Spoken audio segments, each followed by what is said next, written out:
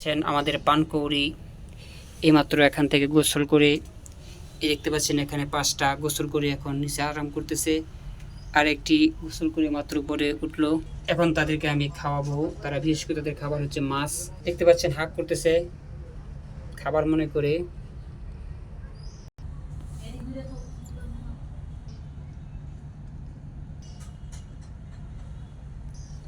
এগুলো উড়াল পারতে পারে, এখন কিছুটা ছোট বিদায় তেমন উড়াল পারে না। দেখতে পাচ্ছেন মাথাগুলো একদম ফ্রেশ দেখা যাচ্ছে।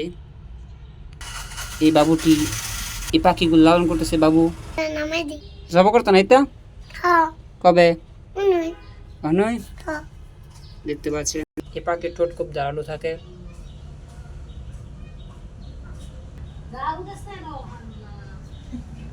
ভিডিও